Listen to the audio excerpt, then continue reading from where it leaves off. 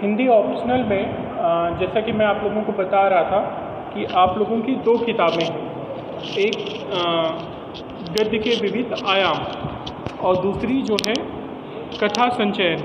तो हम लोगों ने जो किताब शुरू की थी वो थी कथा संचयन, कहानियों की, और हम लोगों ने सारी कहानियाँ आपके पाठ्यक्रम की पूरी कर ली हैं। इसमें से अंतिम कहानी जो है वो बाकी है, सूर्यबाला की निर्वासित कहानी। तो इसमें कहानियाँ कौन कौन सी थी? पहली कहानी थी चंद्रधर शर्मा गुलेरी की, उसने कहा था, वो हम लोगों ने पूरी की। उसके बाद प्रेमचंद की परीक्षा कहानी हम लोगों ने पूरी की। यशपाल का चित्र का शीर्षक कहानी हम लोगों ने पूरी की। कमलेश्वर का दिल्ली में एक मौत, भीष्म साहनी की फैसला कहानी, कथाकार अमरकांत की बहादुर कहानी, मालती जोशी की आस्था के आयाम, मैत्री पुष्पा की बेटी, ममता कालिया की परदेसी। कल हम लोगों ने परदेसी कहानी पूरी की थी। और आज अंतिम कहानी जो है आपके पाठ्यक्रम की वो है सूर्यबाला की निर्वासित कहानी। पृष्ठ संख्या 101 से ये शुरू होती है।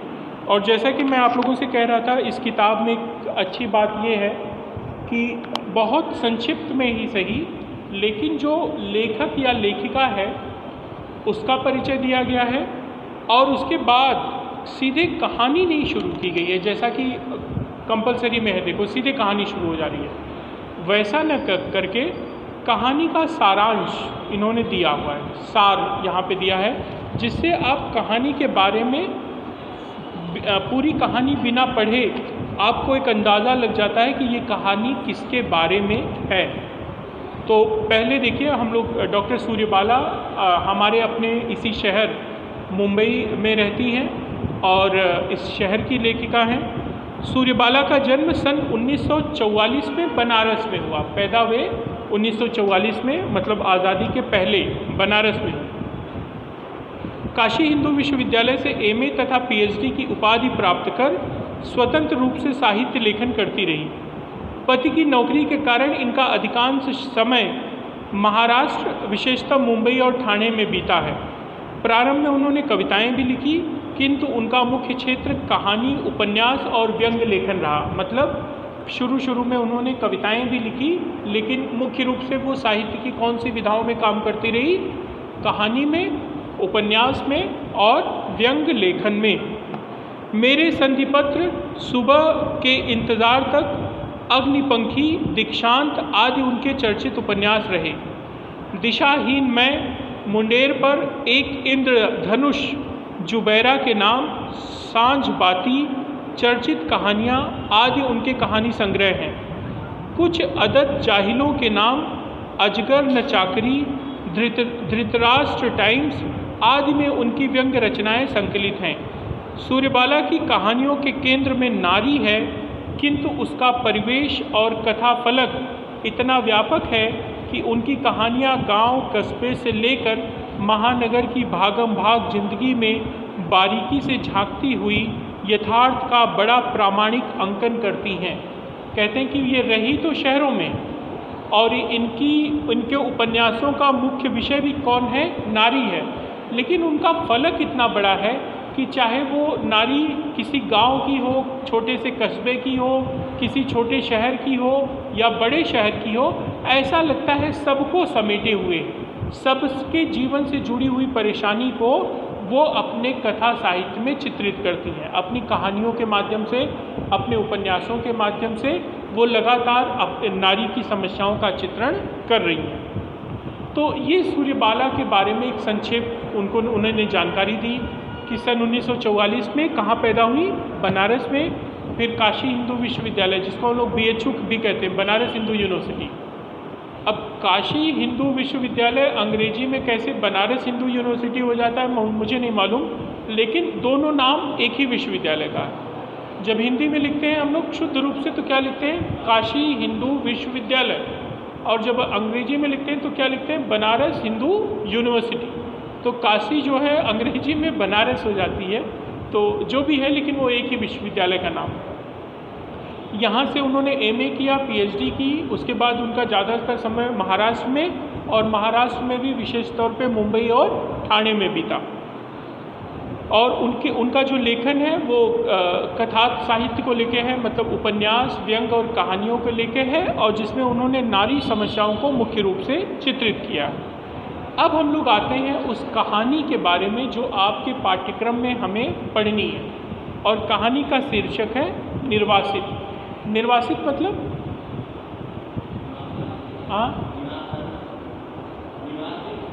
निर्वासित का क्या अर्थ होता है? निवास करना। आप बताओ। निर्वासित मतलब निवास नहीं करना होता। निर्वासित, वासित नहीं, निर्वासित, जिसको निकाल दिया जाए। जैसे राम को 14 साल के लिए निर्वासित कर दिया गया था। कहाँ से?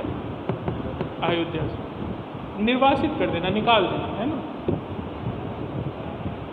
तो कहानी का सार देखिए क्या है। डॉक्टर सूर्यबाला की कहानियाँ गांव, कस्बे से लेकर महानगर की भागम भाग जिंदगी में बारीकियों से झांकती हुई यथार्थ का बड़ा प्रामाणिक अंकन करती हैं।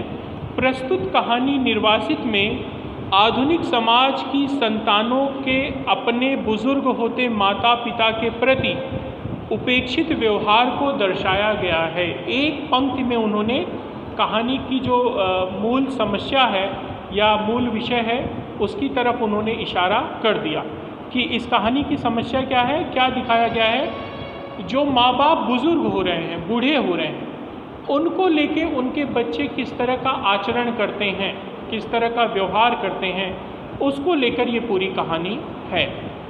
तुम लोग कैसा आचरण करते हो अपने माँ? धीरे धीरे मम्मी डैडी बूढ़े हो जाएंगे, है ना, तो क्या करोगे? जब ज़्यादा बूढ़े हो जाएंगे बदला लोगे उनसे? क्या करोगे? उनकी सेवा करोगे, देखरेख करोगे, या डंडा लेके घर से निर्वासित कर दोगे? नहीं करोगे ना। ऐसा नहीं करना चाहिए, क्योंकि जब तक हम किसी योग्य नहीं हैं, जब तक हम अपने पैरों पे नहीं खड़े हो सकते, तो अपनी क्षमता से ज़्यादा माँ बाप हमारे लिए करते हैं, है ना। हमारी सारी ज़रूरतों को पूरा करने की कोशिश करते हैं। तो जब धीरे धीरे उनका शरीर शिथिल होने लगता है, वो बूढ़े होने लगते हैं, उनकी आयु होने लगती है, तो ऐसे में हमारी जिम्मेदारी ज़्यादा बढ़ जाती है कि जिस तरह से उन्होंने बचपन से हमारा ख्याल रखा है जवानी तक, उस तरह हम बुढ़ापे में अपने माँ बाप का ख्याल रखें। क्यों? क्योंकि हम अपने माँ बाप के साथ जिस तरह का व्यवहार करेंगे उसे हमारा बच्चा देखेगा कि पिताजी अपने पिताजी के साथ या अपनी माताजी के साथ किस तरह का व्यवहार कर रहे हैं, और जब वह बड़ा होगा तो वो वही सब सीखेगा जो उसको हम लोग अपने आचरण, अपने व्यवहार से सिखा रहे हैं। तो हमें कभी भी अपने माता पिता का अनादर नहीं करना चाहिए। क्यों? क्योंकि उन्होंने हमारे लिए अपना सर्वस्व त्याग दिया है, हमारी सुख सुविधा का जीवन भर ख्याल रखा है, तो हमें उनका अपमान नहीं करना चाहिए। और दूसरा, अगर हम अपमान करते हैं तो एक दिन ऐसा आएगा कि हम भी बूढ़े होंगे, फिर हमारी जो अगली पीढ़ी होगी वो हमारे साथ उसी तरह का दुर्व्यवहार करेगी जिसे हम बिल्कुल पसंद नहीं करेंगे। तो जिस तरह का आचरण हम अपने लिए पसंद नहीं करते, उस तरह का आचरण हमें भी अपने माँ बाप के साथ नहीं करना चाहिए। तो इस कहानी के केंद्र में मुख्य रूप से यही बात है कि अपने बुजुर्ग होते माँ बाप के साथ आज की पीढ़ी किस तरह का व्यवहार करती है।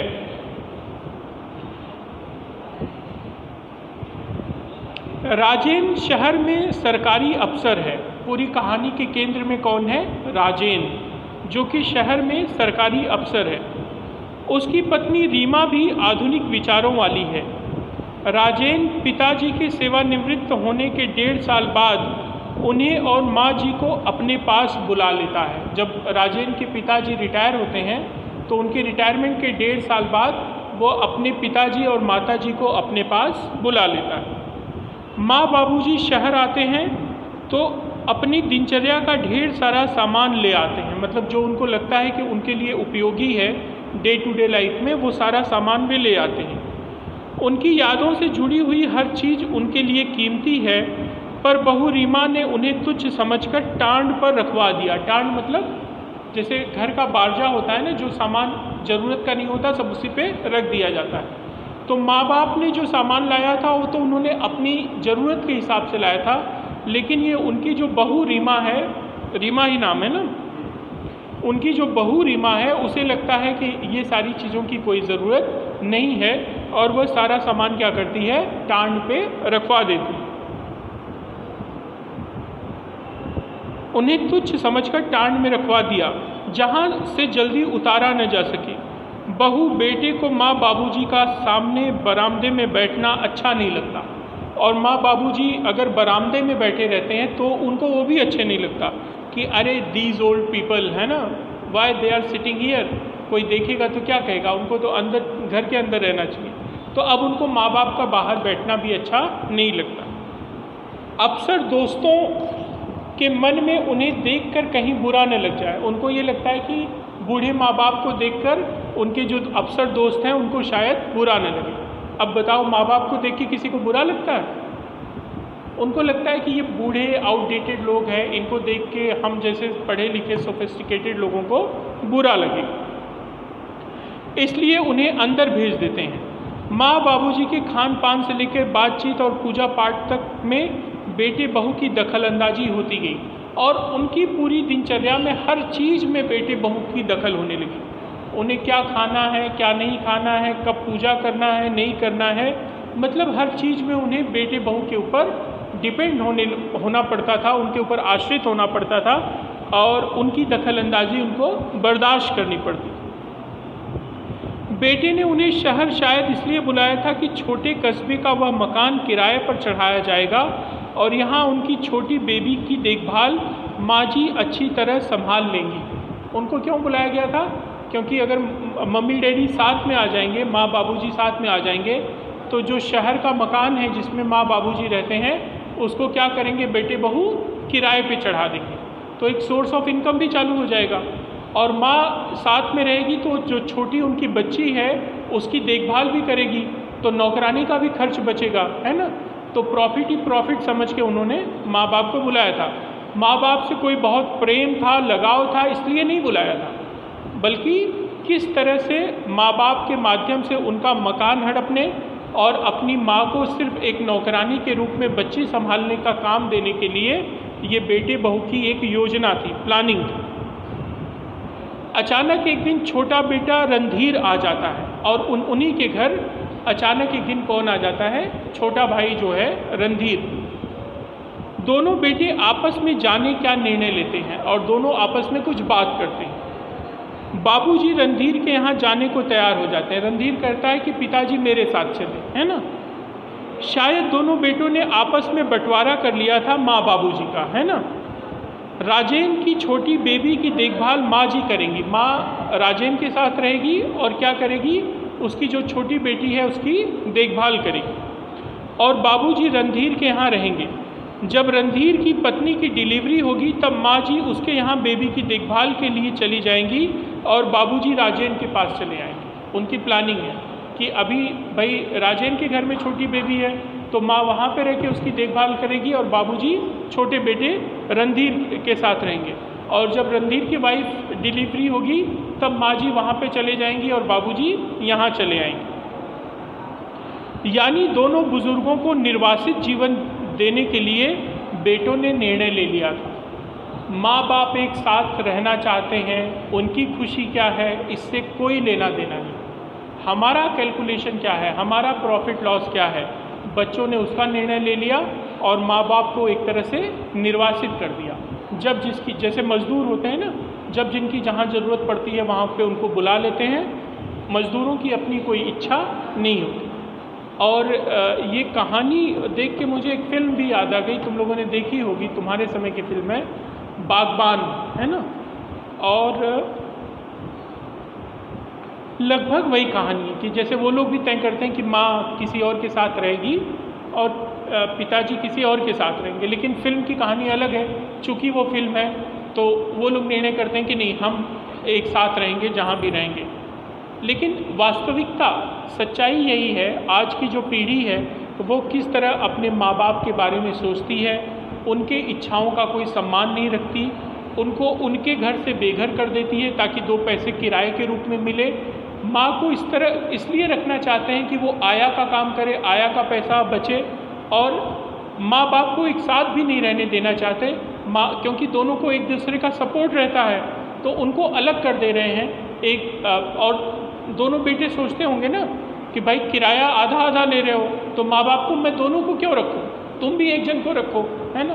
तो कहने का मतलब माँ बाप को माँ बाप नहीं समझा जा रहा है, उनको बोझ समझा जा रहा है। और बच्चे किस तरह से कितनी निरीहता से, कितनी निर्दयता से बुढ़ापे में जब माँ बाप को एक दूसरे के सहारे की ज़रूरत है तो वो एक दूसरे से उनका सहारा छीन ले रहे हैं, उनका संबल छीन ले रहे हैं, और बेटी की तरह बर्ताव करने की जगह वो एक अजनबी की तरह बर्ताव कर रहे हैं, उनके जीवन के हर क्षेत्र में दखल दे रहे हैं। तो आज की पीढ़ी किस तरह से अपने माँ बाप का अपमान कर रही है, उनको उन्हीं के जीवन से निर्वासित कर दे रही है, अपने स्वार्थों में डूबी हुई है, यही कहानी, इस निर्वासित कहानी के माध्यम से सूर्यबाला जो है हमारे सामने लाती हैं। और वर्तमान समय में, वर्तमान समाज की एक बहुत बड़ी समस्या का के केंद्र में इस कहानी को रखते हुए हमारा ध्यान उस तरफ आकर्षित करती हैं कि यह कितनी बड़ी समस्या है। और जिस तरह से देश में ओल्ड होम जो होते हैं ना, जहाँ पे बूढ़े लोगों को रखा जाता है, जैसे जैसे उसकी संख्या बढ़ रही है, माँ बाप बेटे अच्छा कमा रहे हैं, अच्छा घर है, लेकिन बावजूद इसके वो अपने माँ बाप को अपने साथ नहीं रखना चाहते। तो ये जो नई मानसिकता घर कर गई है वो कितनी घातक है, उसको लेकर एक बहुत ही संवेदनशील और बड़ी मार्मिक कहानी निर्वासित जो है इन्होंने, सूर्यबाला ने लिखी है। तो कहानी समझ में आई आपको मोटे तौर पे कि उसकी मुख्य समस्या क्या है और उन्होंने ये कहानी क्यों लिखी। तो ये कथा संचयन की हमारी अंतिम कहानी थी जो हम लोगों ने, जिसकी आज चर्चा की। अगले लेक्चर से हम लोग जो दूसरी किताब है गद्य के विविध आयाम है ना, हम लोग उसके जो 7-8 पार्ट हैं, 10 पार्ट हैं, उसकी चर्चा करेंगे। लेकिन इन कहानियों को एक बार आप पढ़ लीजिए और इसमें कोई समस्या लगे तो फिर हम लोग इसके बारे में दोबारा चर्चा करें।